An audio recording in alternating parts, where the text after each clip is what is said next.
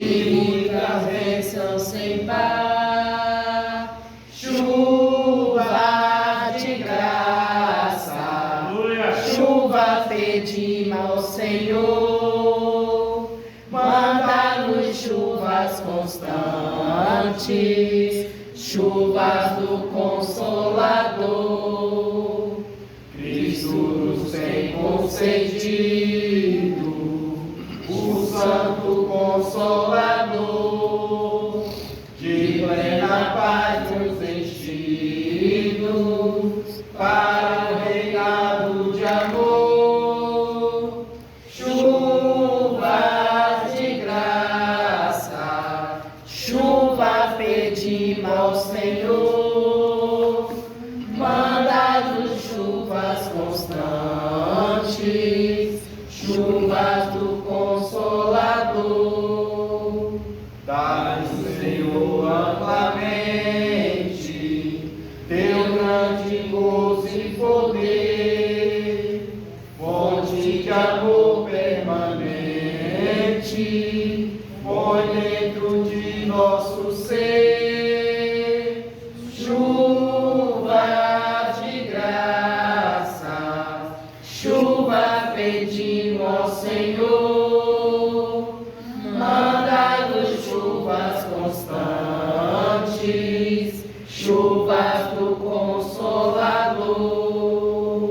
Faz os teus servos piedosos, dá-lhes virtude e valor, dando os teus dons preciosos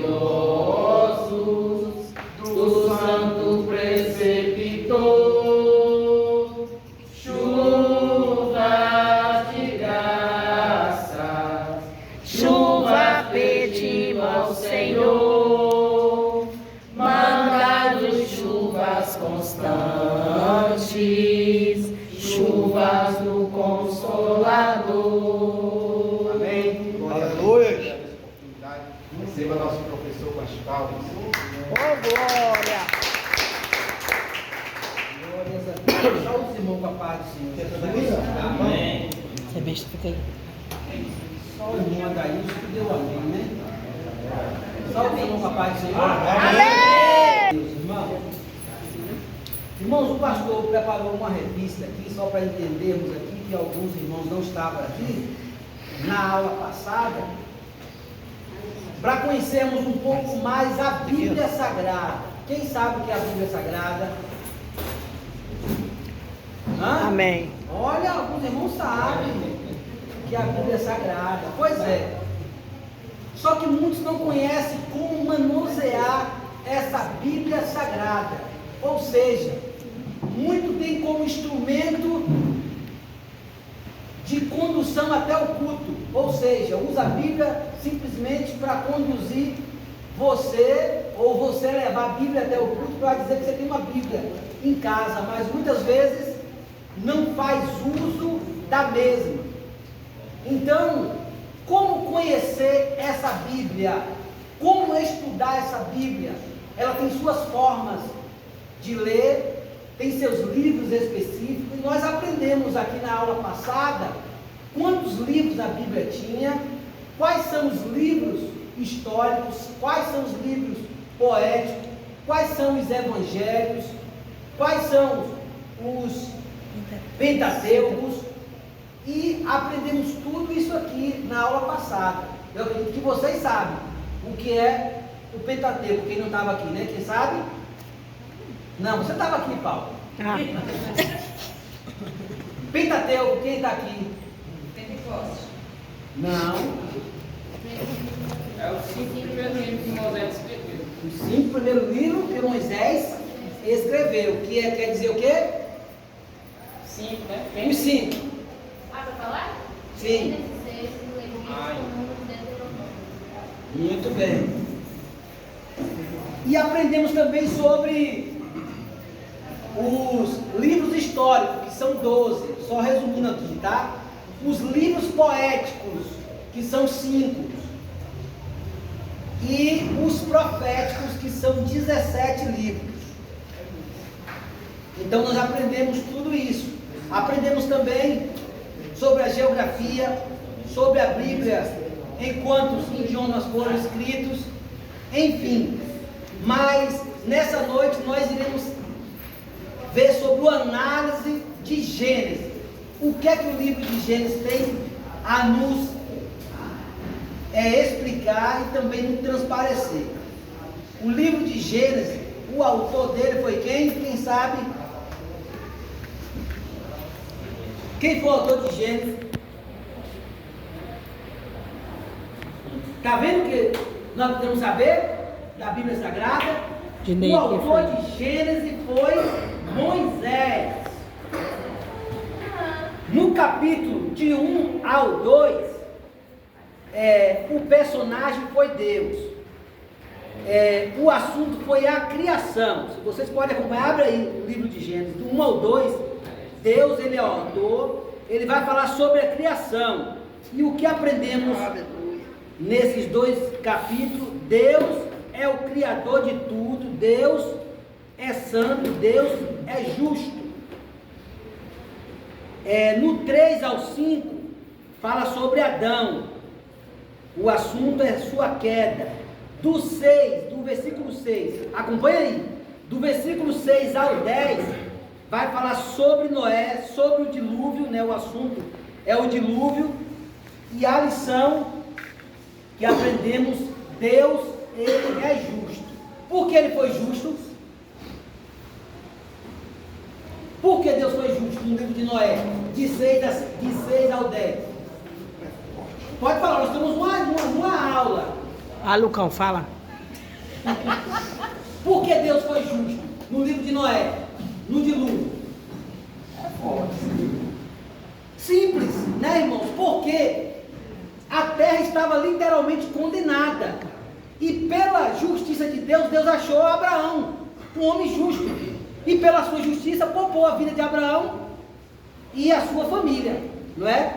Agora, no versículo 12 a 25, Deus vai falar sobre Abraão e o assunto é aliança. E Deus elege Abraão. Do 26 ao 27, Deus vai falar sobre Isaac e a promessa. O assunto, Deus é fiel. No versículo 28 a 36, pode ver aí, 28 a 36, Deus vai falar sobre Jacó e Israel.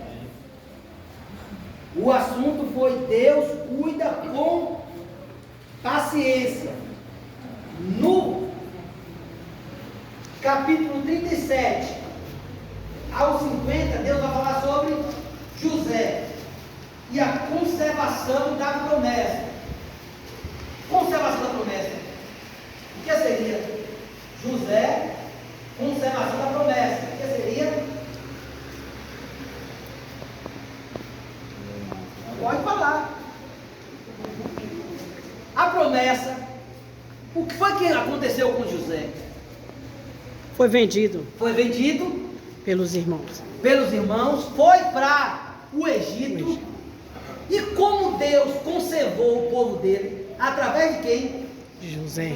De José. Somente a família de Jacó foi parar no Egito, e por parar no Egito, num período de fome, Deus conservou aquele povo dele, dando ênfase à promessa que Deus tinha feito lá atrás.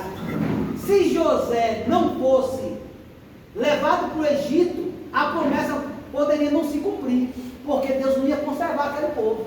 E dali que deu início ao povo de Deus. Amém? Vamos lá. O primeiro dia Deus falou sobre a criação, foi luz. No segundo dia foi o firmamento. No terceiro dia, a separação da terra e o mar. No quarto dia, luminárias nos céus. No quinto dia, criaturas marinhas e as aves. No sexto dia, os animais terrestres e o homem. E no sétimo dia, quem pode arriscar? Descansou. É forte. Muito bem, Deus terminou os seus atos criativos e descansou. É isso aí. Louvado seja o nome santo do Senhor. Vamos falar agora sobre a queda.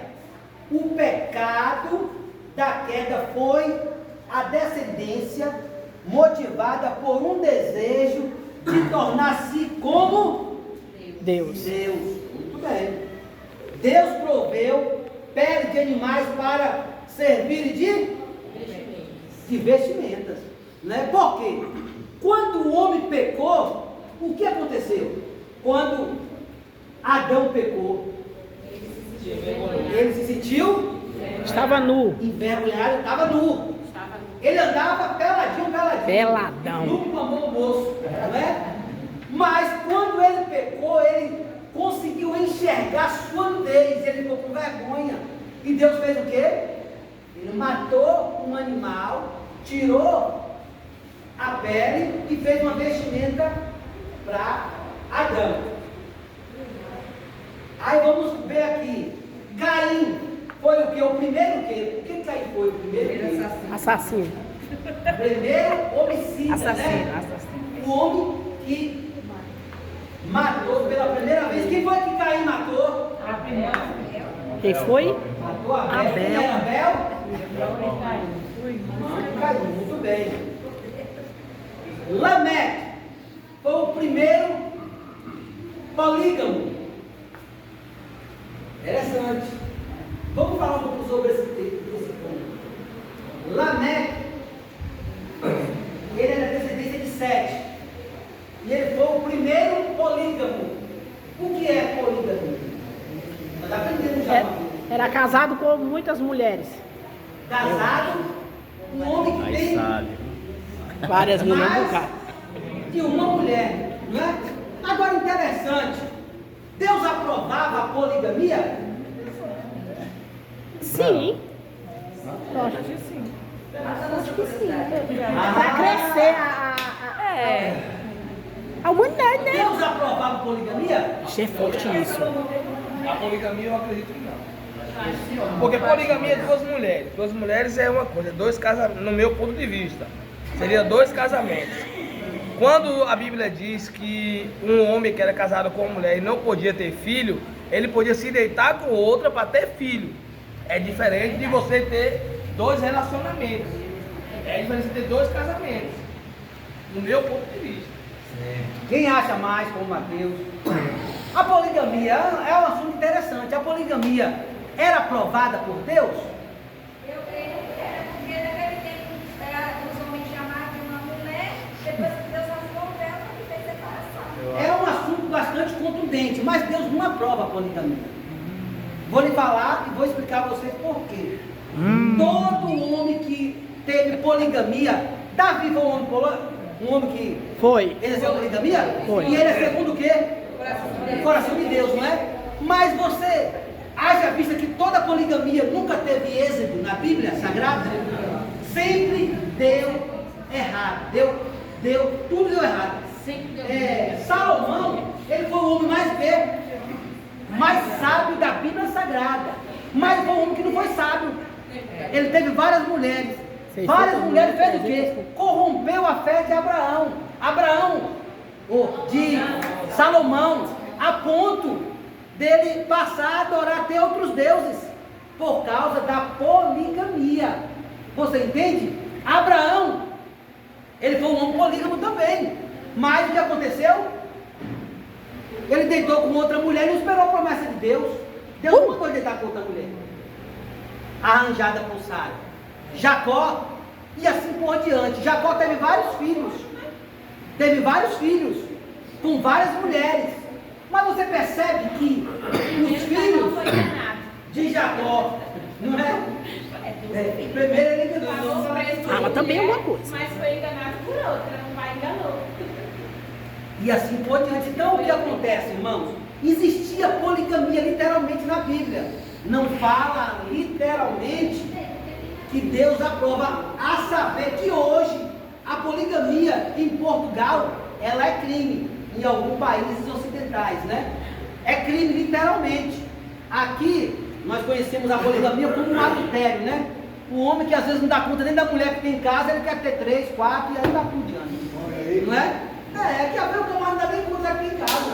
Né, Dinei? Coitado. Hã? Não é? Mas Dinei não tem nenhuma. Pega de meio pegado, Paulo. Calma. Tá chegando. Por que falou, né, Dinei?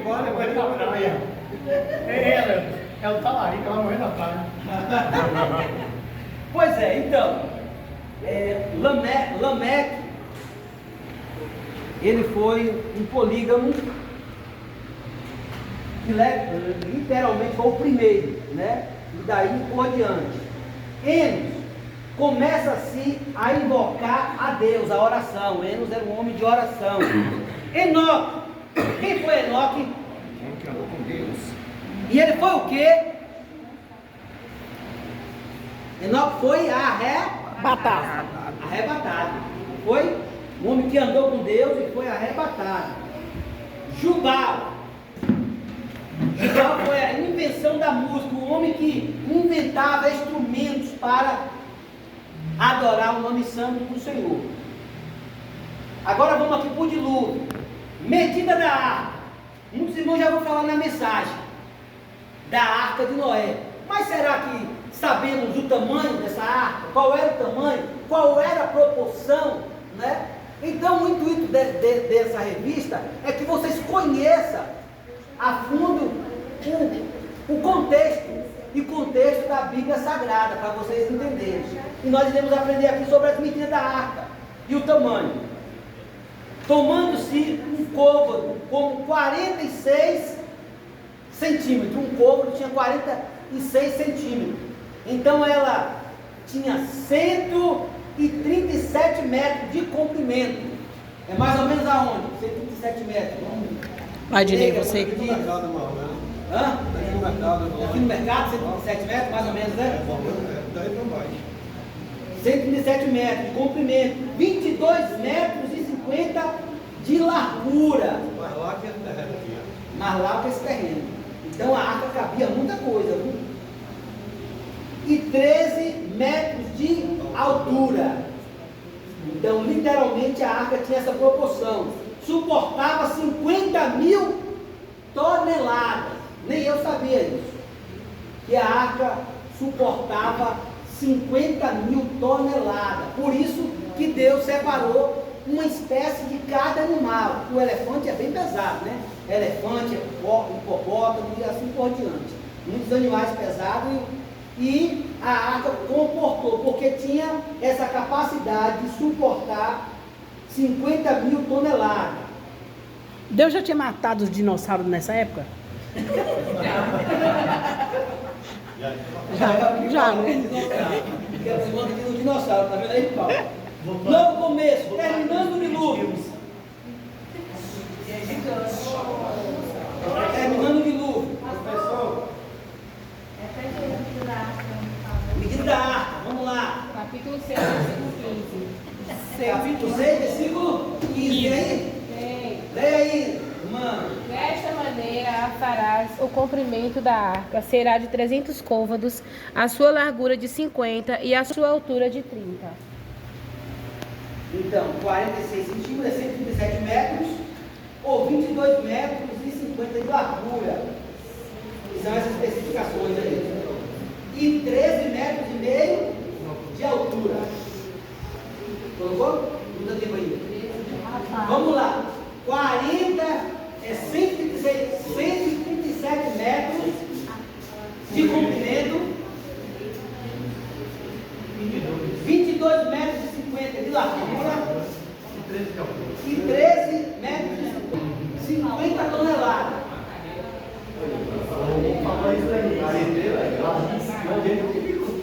Aí é com ele. Aí vem, né?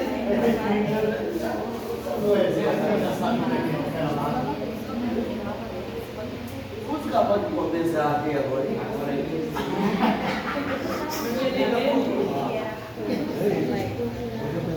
Vamos lá?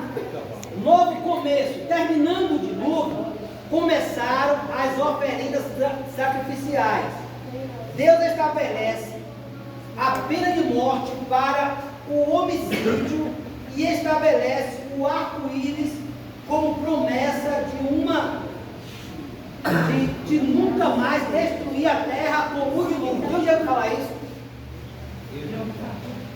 Não é?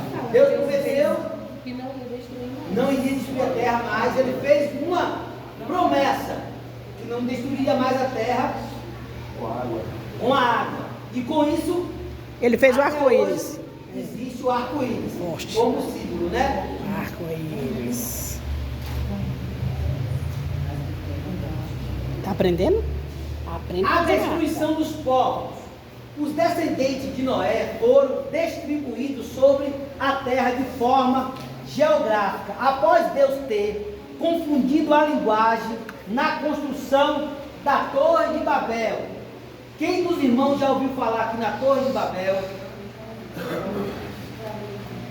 O que é que se fala sobre a Torre de Babel? O que é que eles queriam? Fazer subir até o céu. Fazer Uma arranha-céu? arranha-céu. Maior. E vocês acham que o homem ia ser capaz disso? Rapaz, eu acho que sim. O Pior ser humano que é. Começou a confundir, né? Se Deus, porque se o homem não conseguisse alcançar o objetivo dele, Deus não teria confundido o homem. Confundiu a línguas, então um pedia palha e dava um bloco. Um pedia um bloco, ele dava areia. Para que o povo não exercesse aquele objetivo. Por isso que o homem é terrível. O homem, aquilo que ele quer, ele consegue. Então por isso não podemos dizer que não.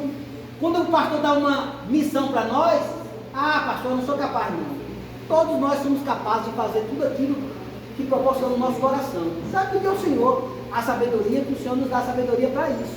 Então nós nunca somos incapazes. Então eles estavam dispostos a construir a torre para chegar até o céu. E Deus confundiu isso. E esse povo, ele foi dispensado, foi distribuído geograficamente. Então o povo de Sem, ele foi dividido na região do Golfo e Pérsia.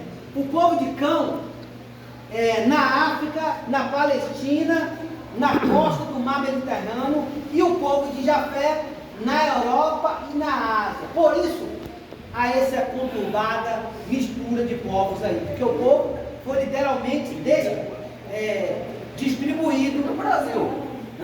No Brasil, velho. Aí de lá saiu. Aí depois tu vai achar o Brasil. O Lucas foi pro Cabral. Vamos ver aqui 4 personagens bíblicos que recebem destaque. Quem poderia me dizer 4 personagens? Abraão, está aqui. Jacó. Jacó está aqui. Isaac está aqui. Noé. Está faltando um. Noé. Jó. Está aqui não. Não. E Jó, tá? Jó não. 4 personagens. Não. É do capítulo de Gênesis. É do capítulo José. de Gênesis. José. Os 4 personagens bíblicos que recebem destaque são Abraão, Isaac, Jacó e José. Né? Foi na sequência que foi. Vamos lá. A vida de Abraão tem 3 fases distintas. Ele partiu de Ur. Quem sabe quem era Ur? O era o. Hã? Ur do Caldeus era a cidade que estabelecia Abraão, pai da fé. Foi de lá que Abraão foi tirado, ou seja, foi feito um convite por Deus para Abraão, para assim cumprir a promessa de Deus, que era povoar o povo, que deles haria uma grande nação, que está escrito no capítulo 21, capítulo 21, lê aí 21 primeiro, vocês vão ver aí. E qual era o estabelecimento de Abraão para Deus? Ele saiu de Ur para ir para onde? Não dá para mostrar a terra, né? Vai para a terra onde eu lhe mostrarei. E ele foi parar onde? No Egito. Foi não? Qual era o objetivo? Peregrinar. Canaã. Ele foi É o Canaã. nome. Canaã, você aprende. Você falou que era Egito. Eu tenho que conversar para vocês darem opinião, para No ficar bonito. capítulo 15, ao 22, Fala, meu irmão, eu capítulo quero 15, tudo, eu não... 22 e 24, Deus fala sobre a espera do filho prometido. Quem era o filho prometido de Abraão? Isaac. Deus prometeu isso para quem? Para Abraão, foi isso? E no capítulo 23, 1 e 25, 18, quem pode ler aí? 23, 1. Os anos da vida de Sara foram 120 anos. 127. A minha vida é 127 anos. Deus fala sobre o provimento da sua posteridade. Posteridade quer dizer o que, irmãos? Geração, né? Isso, né? A sua posteridade. Então fala sobre a parte de Sara aí. Vamos agora falar sobre já Isaac. A vida de Isaac se mistura ao relato da vida de Jacó. No capítulo 25 ao 19 e do 35 ao 29. A vida de Jacó.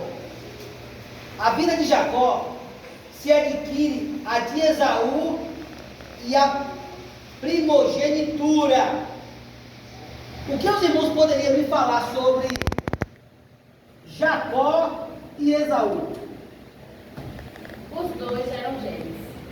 Um nasceu puxando a perna do outro. Filho de quem? Isaac. Isaac, pegadinha, né? Filho de Isaac.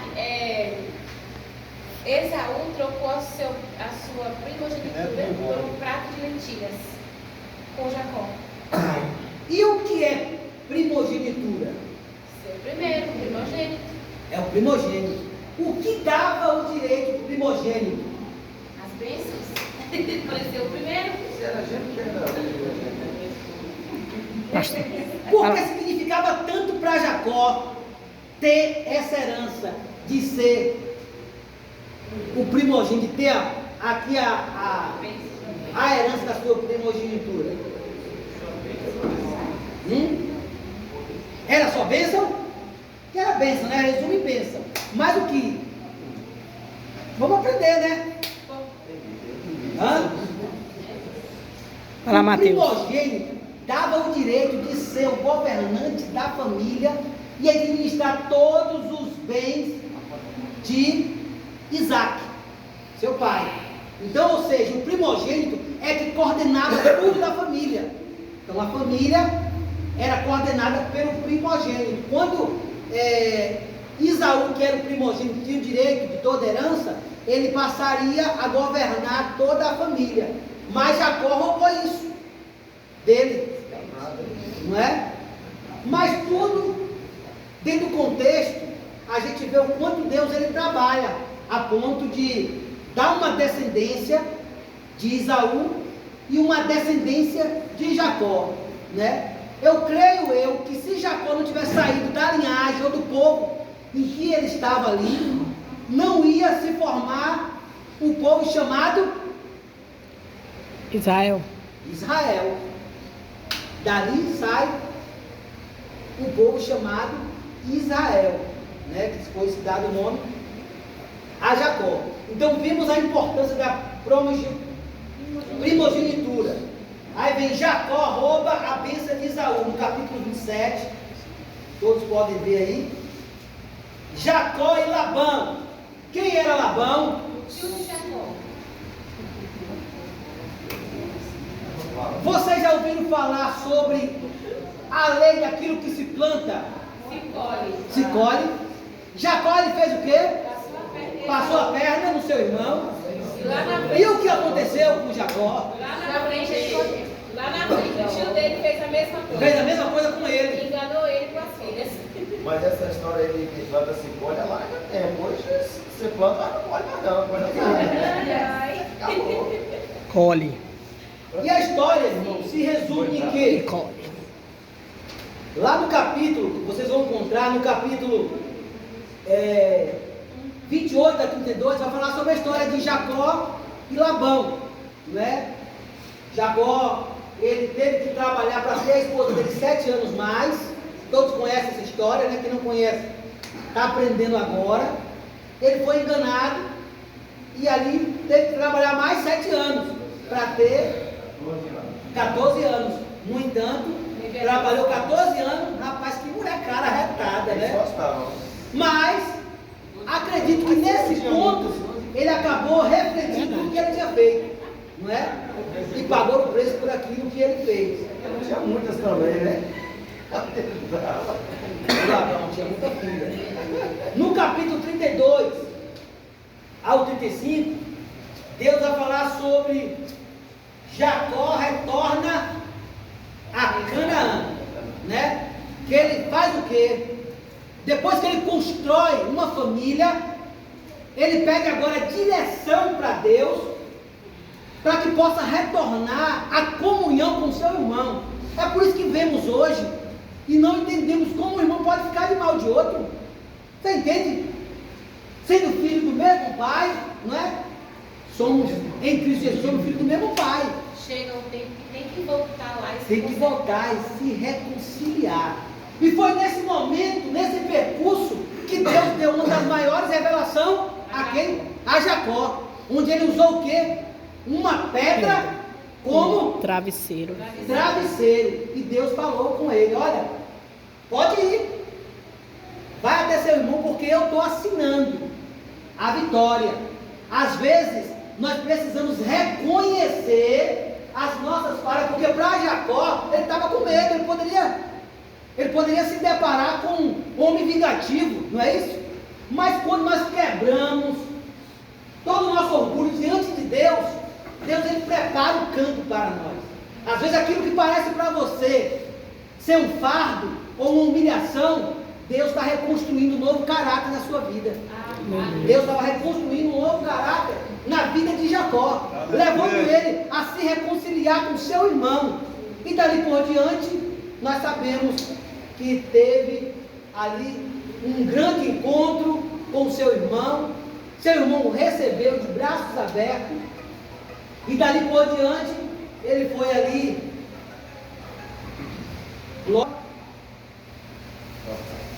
parte da sua vida. Vamos aqui, os filhos de Jacó. Esse aqui eu quero aprender com vocês. Quem foram os filhos de Lia? Eita, Deus é forte. Filho de Lia, irmãos. E quem era Lia? A primeira esposa de Jacó. Primeira esposa de Jacó. Então me cita aí um filho de Jacó. Jacó tinha quantos filhos? 12. 12 filhos, não é isso? E quem poderia me falar? Aí, Lia teve 6 filhos. 6 filhos. Rubem, Mateus, pegou um. Achou aí, vamos lá. Olha lá, Matheus. Está no capítulo 35, de 23 ao 26, né?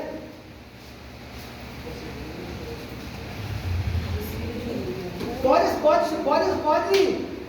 se alguém quer, pode jogar aí,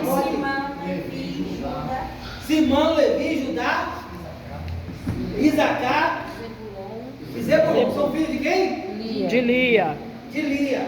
Zebulon. Agora vamos para os filhos filho de Zilpa, serva de Lia. Quem foi? Iacé. Quem foram os filhos de Raquel? José Isso aí todo mundo sabe, né? José e Benjamim. E quem foram os filhos de Bila, serva de Raquel?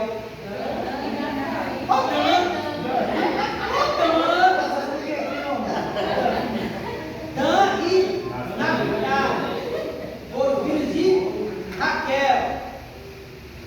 Pronto, já aprendemos aqui quais foram os 12 filhos de Jacó. Vamos agora para o panorama bíblico dos livros históricos. Composição. Os livros históricos compreendem 12 livros que vão de Josué a Esther, difere o Pentateuco quanto à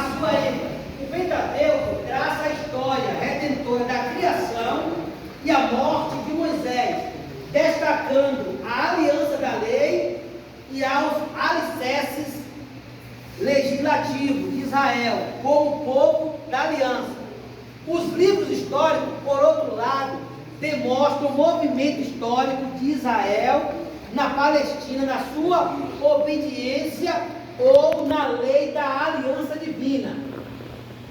Josué, Juiz e Ruth, 1ª e 2ª Samuel, 1ª e 2ª Reis, os profetas anteriores, primeiros profetas, essa designação é feita para contrastar com os profetas menores. Nós aprendemos sobre quem foram os profetas menores e quem foram os profetas maiores. Quem pode falar para mim quem foram os profetas maiores e os profetas menores? Quem não estava aqui, acho, na aula passada. Profetas maiores? Sim. Isaías, Ezequiel, Jeremias. Ah, não estava não. Ah, então estava. Profetas menores. Amós. Naum, Oséias. Oséias. Profetas menores. Jonas, Joel. Joel. E por que eles eram tão pequenos?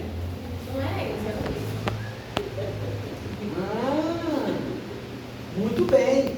Era o conteúdo dos seus escritos que se tornavam-se profetas maiores ou profetas menores. Não quer dizer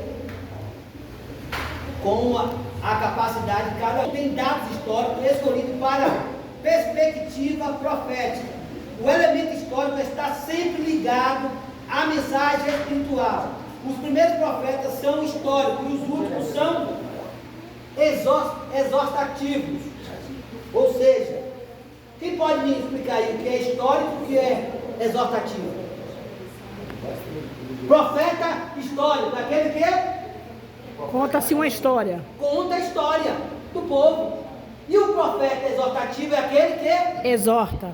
exorta o povo. É aquele que leva a mensagem de Deus ao povo. A mensagem de exortação. Certo? Jeremias, para contar, um pouco mais apanhou, né? Isaías também. Isaías também apanhou. Joel foi profeta também exortativo. Vamos lá. 1ª e 2ª Crônica, Êxodo, Neemias e Esther. Autoria. O livro histórico tem em sua maioria a autoria anônima, porém certamente foram compilados, ou seja, foram escritos por Josué, Samuel, Jeremias e Esdras, que escreveram esses livros. Também havia cronista, que era oficialmente encarregado de relatar fatos históricos para os registros oficiais, ou seja, aqueles homens que escreviam os cânones sagrados de crônicas, eles também eram separados para escrever. Vamos aprender algo interessante aqui sobre a divisão histórica do período, né? Período, duração e data. Período do juizado, da entrada em Canaã até o estabelecimento da monarquia. O que é o período de juizado, irmãos? Período de juizado. São períodos de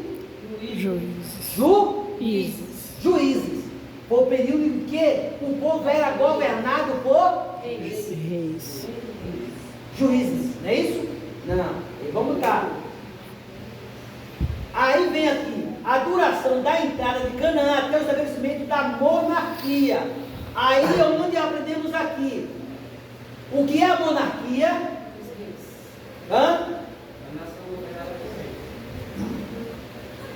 Nação governada por rei. E antes de rei, Juízes. o povo era governado por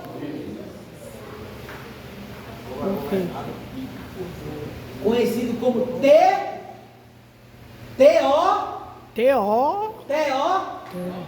teocracia, que era o governo de Deus. É forte, Jesus. E eu não falei isso, eu já falei isso em várias mensagens. A teocracia, o povo era governado por Deus. Deus dirigia o povo.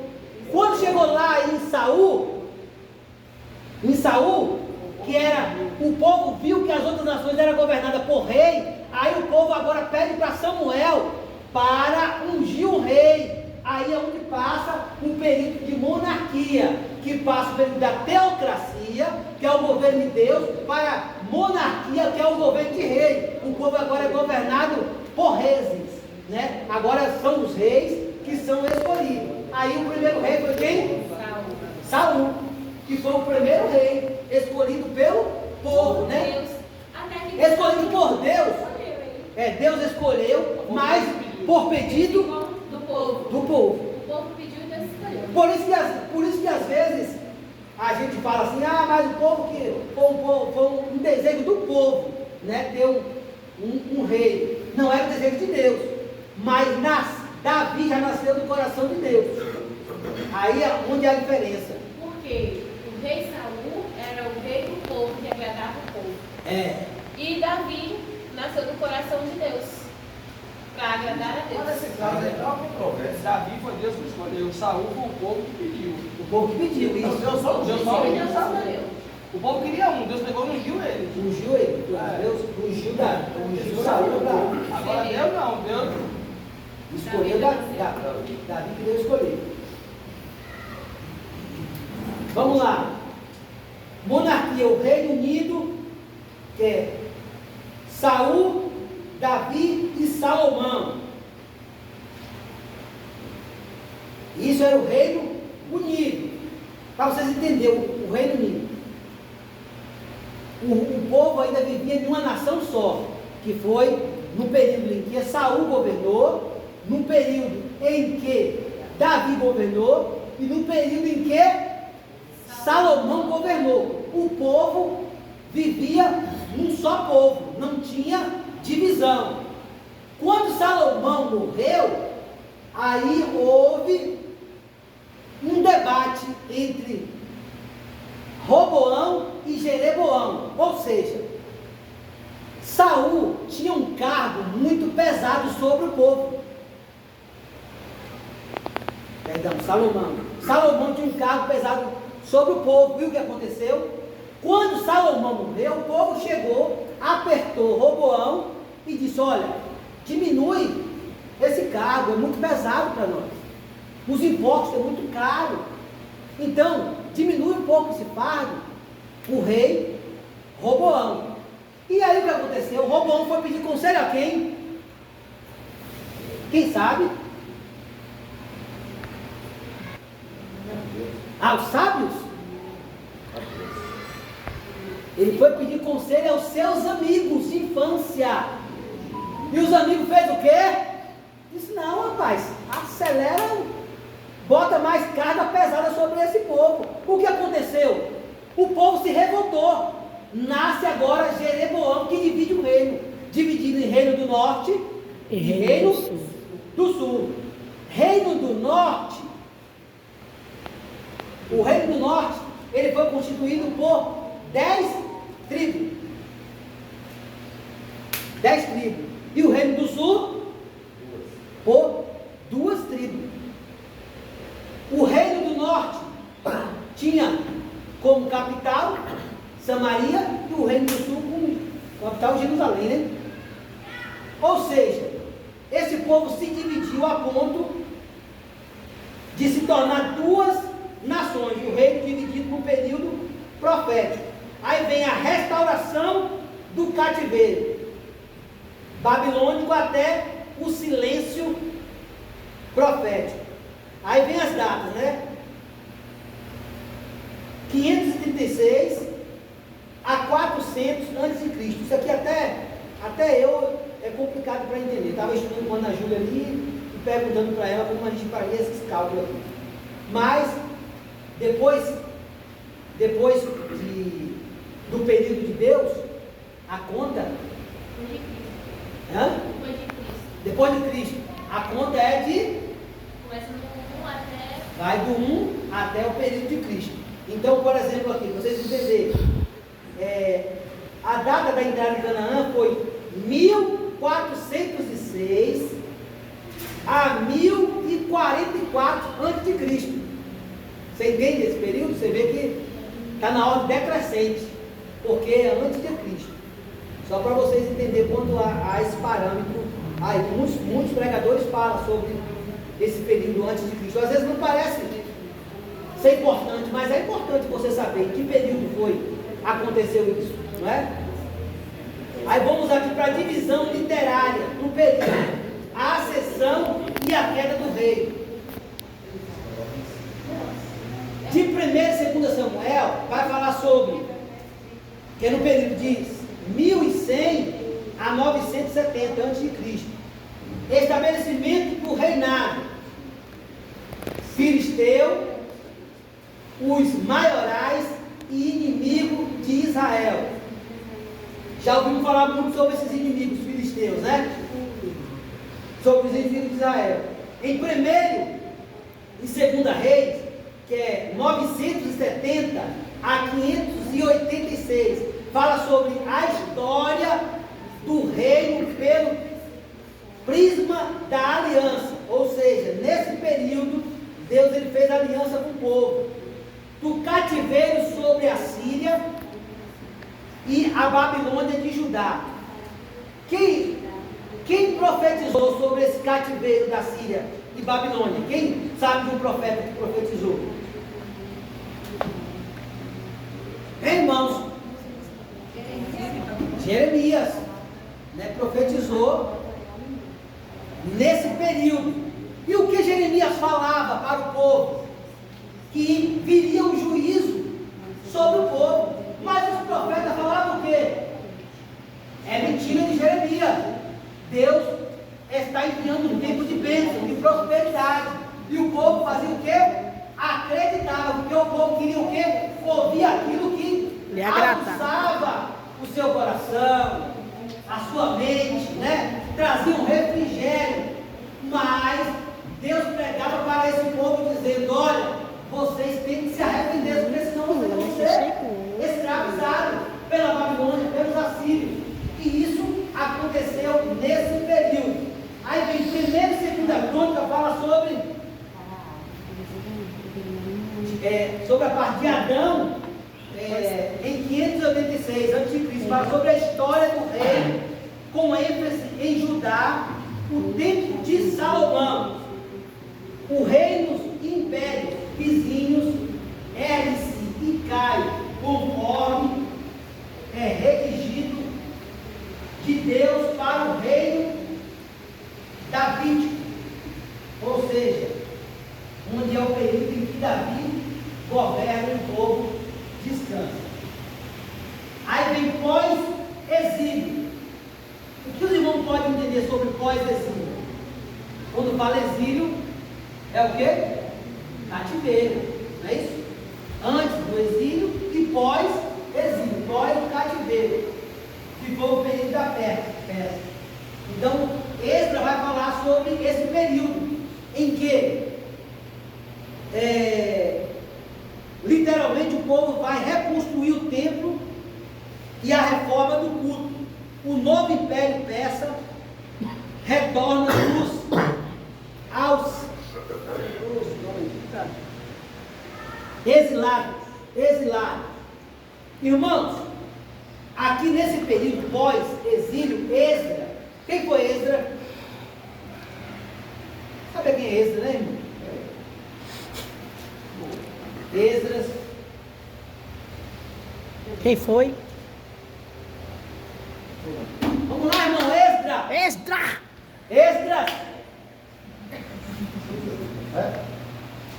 ele era literalmente um arauto, ou seja, aquele homem que Deus levantou para esclarecer para o povo. Ele vai saber, e falar: ó, quem é Esdras? Mateus não acompanha lá, não foi? Fala sobre a passagem de que, Mateus? Foi interessante. Não foi Neemias? Sobre a reconstrução, mas quem é o arauto naquele momento é Esdras, né? Que está falando para o povo sobre a reconstrução do templo e a reforma do culto. Se pararmos para analisar, Paula, hoje nós literalmente estamos precisando disso, de reconstruir o culto ao Senhor, porque hoje vimos para adorar de qualquer forma, e Esdras esclarecia isso para o povo: olha, Não se deve entrar no culto e adorar o Senhor de qualquer forma. Tem que ter reverência, tem que ter prudência, tem que ter adoração, tem que ter entrega, tem que ter renúncia. Ou seja, Esdras, ele falou assim, olha, para reconstruir o templo, Deus usou a mão física, os templos feitos pelo homem, mas o templo espiritual é feito com atitude nossa, com renúncia nossa. E muitas vezes não queremos renunciar o celular, não queremos renunciar ao bate-papo, né? Não queremos renunciar às séries, não queremos ler a Bíblia, não é não? Os doramas, não queremos renunciar. Então isso, Esdras, ele aqui, nas palavras atuais, ele dizia, ó, o templo do Senhor foi restaurado fisicamente, mas agora precisamos restaurar o templo espiritual do Senhor. E é o que nós vemos hoje. Por quê, irmãos? Muitas vezes eu posso dizer isso com veemência e segurança. Quantos de nós às vezes não entra no culto e saímos da mesma forma que aqui? Eita Deus, é forte. Por quê? Nós não reconhecemos as nossas falhas, literalmente. Porque se nós reconhecemos e esclarecer, se abrir o coração para o Senhor, eu não quero mais entrar e sair da mesma forma. Eu quero entrar e sair daqui cheio. Eu não posso sair daqui vazio da tua presença. É nos examinar, né? Como eu estou. Como eu estou. Porque hoje a gente vê uma geração examinando quem está do lado, quem está na igreja, mas ele mesmo não se examina. Se cada um se examinar, com certeza a igreja vai receber uma porção do Espírito, né? Porque Deus vai encher, porque se tiver todo mundo vendo seus erros, vendo onde tem que mudar, com certeza. Ou seja, esse é o objetivo de reformar o culto ao Senhor. Porque a liturgia cultual, a forma de nós adorarmos, quem desenvolve é nós mesmos. É nós que decidimos como iremos adorar o Senhor. Se iremos adorar o Senhor de qualquer forma, se iremos adorar com aquela vontade, com entrega, ou se iremos simplesmente sentar no banco e ouvir o irmão falar para criticar como ele pregou, como ele deixou de pregar, que o irmão louvou ruim, que o irmão desafinou, que o tocador não pegou o hino. Não veio cultuar, na verdade. Não veio cultuar, veio só observar. Justamente. Então Esdras, ele falava, ele queria esclarecer para o povo, olha, o povo nessa época, ele estava cometendo apostasia, ou seja, o povo tinha se afastado de Deus.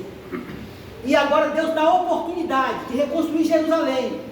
Jerusalém não significava simplesmente uma capital, mas sim o lugar em que Deus, ele habitava em Jerusalém. Deus tinha prazer em estar em Jerusalém. Então Jerusalém era conhecido como as outras nações, como um lugar de adoração a Deus.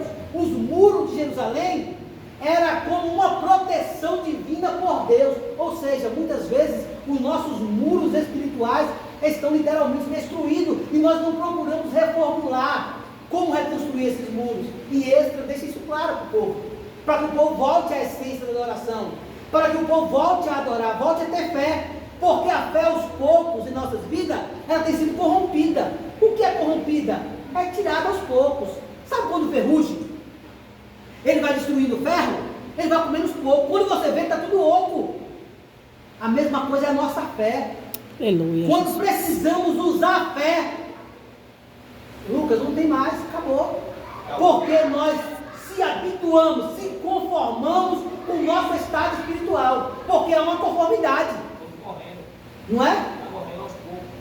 Vai morrendo, correndo. Por que fala de sepulcro caiado? Porque por fora pode até parecer a aparência de cristão, mas por dentro está vazio, literalmente. Então, esse aí declara que, olha, povo, está na hora de vocês acordar para a realidade.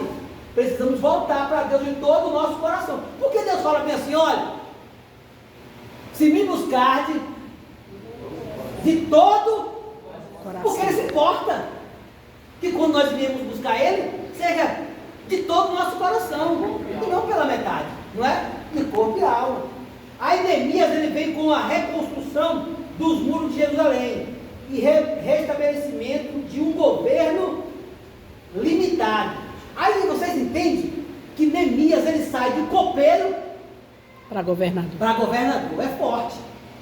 Porque um camarada que ele sai de ser escravo para passar a ser governador exemplar de um povo. Não é para qualquer um. Ou seja, você pode ser o governador do seu lar, desde que você esteja disposto a reconstruir os muros que foram quebrados. Jeremias está disposto, independente, que é interessante frisar isso, independente das barreiras que ele iria enfrentar. Não foi fácil para Neemias reconstruir os muros. Ele enfrentou o quê? Oposições. Enfrentou o quê? O povo querendo distorcer. Sambalate, que naquela época acredito que tinha um poder Muito né? forte. E Tobias também. E não, nada fez ele desanimar, né? Tanto que quando, por diversas vezes, tentava tirar ele, né, do foco. E o povo tinha medo. Não, ele falava, não vou não. O povo Não tinha vou. que encarar. E ele tem que fazer o quê? Porque o homem que ele tem a capacidade de governar bem o seu ministério, é por isso que às vezes, Mateus, às vezes tem pastores, mas nem todos. Tem um chamado pastor. Às vezes o camarada pode até se titular pastor, ele tem a credencial, mas ele não tem um chamado, porque ele não sabe coordenar o povo, chamar o povo. Não era fácil para Neemias naquela época, mas ele convidou o povo e fez com que o povo viesse ter confiança no projeto que Deus tinha estabelecido na vida e no coração de Neemias.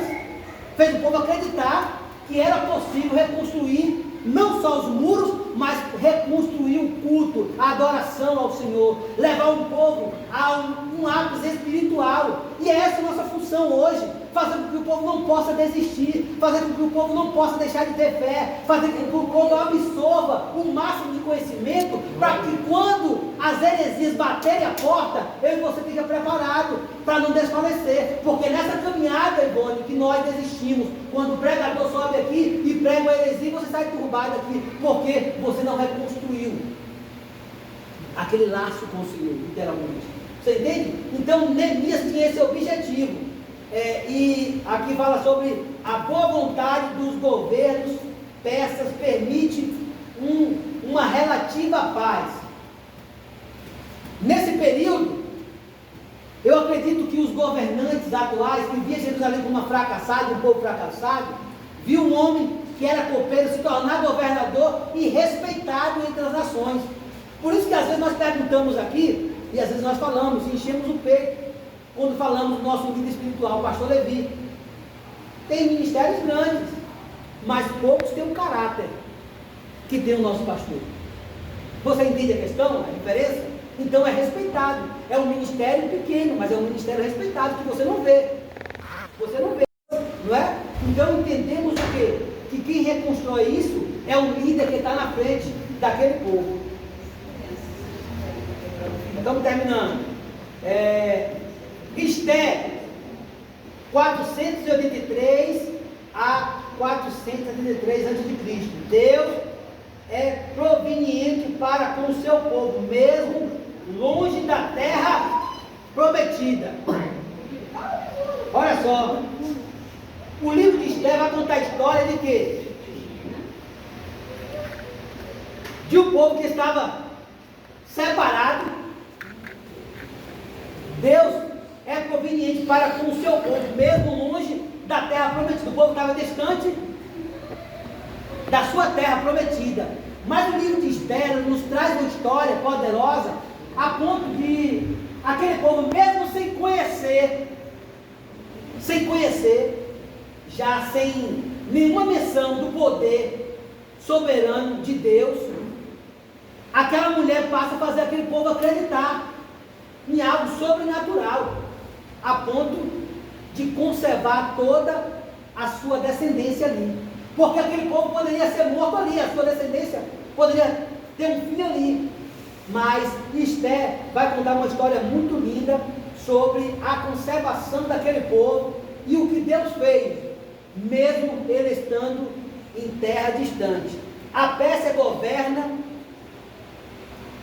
da Índia ao Helesponto. Agora lascou, eu não sei o que é uma cidade, eu acho. A Pérsia governa da Índia ao Helesponto. Aqui é o nome antigo do estreito de Dardanelos, como a Egeu ao Mar Mármara, na Túrquia. Então, é entre um mar e outro, né? Muito bem, a gente sabe. É por isso que aula é para a gente aprender. Não é assim? Por isso que o povo fala assim, o professor, ele aprende com os alunos. E é assim que a gente aprende, nunca sabe de tudo, vai. Finalizando aqui o livro de Josué, Juízes e Ruth. O livro de Josué, a autoria de Josué, dá até 1416 a.C., que é um período hebraico, que Yeshua significa Deus. Yeshua significa o quê? Deus conosco, não é não? Não. Hã? Deus. E Yeshua? Deus? Deus salva, Deus e salvação. Oh, glória. A entrada no primeiro aqui é a preparação. O terceiro, a travessia do Jordão e a circuncisão. Conquista do sul, do norte, divisão, herança das tribos. Então vamos lá. Na entrada foi a preparação, quando o povo se preparou, o livro de Josué, né? O povo se preparou. Como foi o povo se preparou? Quem sabe dessa história? Josué. Para derrubar Jericó? Não. Quando Moisés morreu, foi que Deus falou? Não, vai ver isso aí, mas o primeiro foi a preparação. Deus preparou Josué juntamente com o povo. Não foi para dizer assim, olha, meu filho Moisés não está aqui mais. Agora é contigo, a minha promessa tem que se cumprir em ti. Então é contigo agora, Josué. Tu irá conduzir esse povo a terra prometida. Eu te mostrarei. Aí é onde a preparação do povo para atravessar o quê? O Jordão. Era o primeiro desafio. O povo preparou o povo para atravessar. Porque naquele meio daquele povo havia o quê? Os murmuradores. Murmuradores. Como tem hoje, não tem? Os atribulados. Os atribulados. Tem muito hoje. Vem a travessia. Aí vem a conquista, era o centro, e a divisão, a herança das tribos. No versículo 20 fala sobre a cidade do refúgio. No 22, a despedida de Josué. Pastor. Pode falar. Mas tira a dúvida aí, tem um irmão aí que pegou um pouquinho dessa ideia e falou que Moisés não foi salvo, não. Como que foi esse negócio aí que eu não entendi? Moisés não foi Não foi salvo. Moisés não foi salvo. Se não foi salvo, vamos voltar para casa ali. Ele falou aí, Moisés não foi salvo. Aí eu falei, agora pronto, agora eu não entendi mais nada. Pelo contexto, irmão, Deus é tão tremendo que Deus Ele tomou Moisés para ele próprio, não é? É o que nós acreditamos. Deus, ele tomou Moisés para ele próprio, como Enoque que foi arrebatado, como Elias foi levado para o carruagem do povo, Moisés foi tomado para Deus, né? Então, não vai dizer que Moisés não foi salvo. A palavra-chave da redenção, o livro de Juízes, o autor Samuel, data 1000 anos antes de Cristo, no hebraico, serpentim, que significa julgador. Olha. É 2 Samuel. Agora, serpentim! Eu vou saber o que é, mano. Serpentim, pai, julgador. Serpentim é paixão. O clima é opressão e livramento. Que significa o sétimo. Tu não tá achando nada, É apostasia. Tu nem tá procurando, né? O que é apostasia? Aprendemos? Apostasia? Negar a fé. Abandono da fé. Não é? O livro narra os fracassos de Israel por causa da transigência, que é a conformação. O que eu aprendo aqui é que o que é a transigência? É a conformação quando nós se conformamos. Nós estamos frios? Estamos conformados com a frieza. Né? Não conseguimos mais sentir a presença do Espírito Santo? Estou conformado. Está tudo bem, está tranquilo. Né? Não tenho vontade de ler a Bíblia? Isso é normal. Consagrar, né? então. Consagrar a misericórdia. É chamar para briga, mas vai dar uma luva de Consagrar, então. do ringue, não é? Então Israel estava dessa forma. Intransigência do povo levava ao seu fracasso, a apostasia da fé cristã. Aí vem o verso-chave, que é o 17 ao 6, ou 21 ao 25. Naqueles dias não havia rei em Israel. Cada um fazia, no tempo de juízo, é juízo, viu, irmão? 17, quem pode ler aí, para vocês entenderem? Juízo 17, 6 e Juízo 21, 25, vou falar a mesma coisa. 17, 6.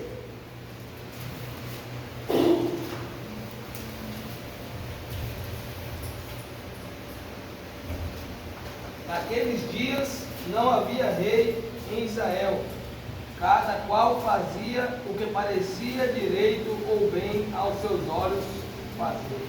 A pergunta para levar para sua casa nessa noite: se não tivesse pastor e você pudesse fazer o que você bem entendia, você estaria aqui hoje? Não. Você estaria onde? Em casa. Apesar que na verdade tem uns que ainda faz o que quer mesmo, né? Porque se fizesse o que o pastor realmente fala, não estaria em casa. A maioria estaria aqui. Ele está citando todos podem vir. Ele está citando os que estão aqui, né? Mas Não, o fator hoje, por exemplo, naquele tempo não havia rei e cada um fazia aquilo que bem entendia. Você entende? Então, imagine só nos dias de hoje, se a gente fosse fazer o que a gente bem queria. Ninguém tinha compromisso com nada, literalmente. Então hoje nós precisamos, literalmente, ver o quanto é importante nós conhecermos os livros sagrados e o que representa cada um dos seus personagens. E às vezes só pegamos os trechos em que são pregados, só conhecemos aquilo, mas não conhecemos o contexto e o texto. Né? Mas será que esses pregadores itinerantes aí não aprenderam com esse povo nessa época aí, não? Esses pregadores itinerantes não aprenderam com esse povo nessa época aí, não? Cada um faz bem o que faz aos seus olhos? Tem muitos que fazem isso aí. Tem uns aí que eles não vai ser pastor, não, que é pregador itinerante, né? Não, como de fato, como eu ouvi de um pastor que congregou até com nós, que a gente já é salvo. Não precisa mais de negócio de compromisso com nada, não, senão é salvo. Nós já está salvo e tal. tem uma que me ligou um tempo atrás aí, mandou mensagem, mandou um cara, mandava vídeo, mandava o cara pregando, mandava livro, provando que o cara pode fazer o que quiser. Depois que você Já está salvo. Já foi salvo já. É obra de engano. Mas nós procuramos fazer o que a Bíblia nos ensina. Procurai e prossigai em conhecer a palavra. Né? Prosseguir conhecendo a palavra de Deus. Porque somente a Bíblia Sagrada é a bússola para nos conduzir à Nova Jerusalém. Sem conhecimento, nós iremos ficar pelo beco da estrada. Porque a Bíblia fala que até os escolhidos serão enganados. Então, procuramos estudar a palavra. Até aqui nos ajudou o Senhor. Tem alguma pergunta? Pode perguntar para Paulo. É forte. Fala aí, Amadinho. Né, Amadinho? Irmãos? Né, irmão? Próxima aula nós vamos aprender sobre o perfil dos juízes, né? Que vai falar sobre aqueles juízes, que é Ude, Sagar, Débora, Gideão, Jefté, Jair, Sansão. Esses foram os juízes. Nós vamos falar sobre o juiz da vida sagrada. O que eu mais admiro é Débora, né? A gente vai falar também sobre esse juiz. Gideão também, Jefté, eu faço sobre o juiz Jefté. Ela tem uma história bacana sobre Jefté. Glórias a Deus. Mas até aqui nos ajudou o Senhor, amém, irmão? Eu fico feliz por vocês estar aqui hoje. Creio eu que a próxima aula o pastor vai estar aqui para dar início a isso aí. E nós estaremos aqui juntos, reunidos, para aprender, porque é o que precisamos aprender, né? Hoje são poucas pessoas que valorizam o ensino, mas quem bem sabe a importância do que é o culto de ensino, não ficaria em casa tendo disponibilidade para vir, porque é muito importante, tá? Que vocês possam estar orando por esses ensinos, porque nos dias atuais em que vivemos, são poucos que têm esse desejo. Que esse desejo venha brotar continuamente no coração de vocês. A vocês inflamar outras pessoas a glória a Deus. Cadê minha filha veio aqui hoje, olha lá. Minha filha, glória a Deus.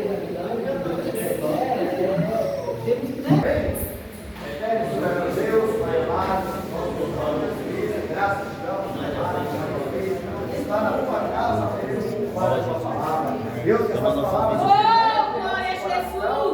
Sirva, Senhor, para nós aplicar no nosso dia a dia, Pai amado. Senhor, conduz cada um de nós aos nossos lares, debaixo das tuas mãos poderosas, desde agora e para todos sempre. Amém. Presbítero Adailson com a bênção apostólica. A graça do Pai, Assim seja. o amor de Deus, Assim seja. As doces consolações do Espírito Santo, sejam com todos e todos digam. Amém.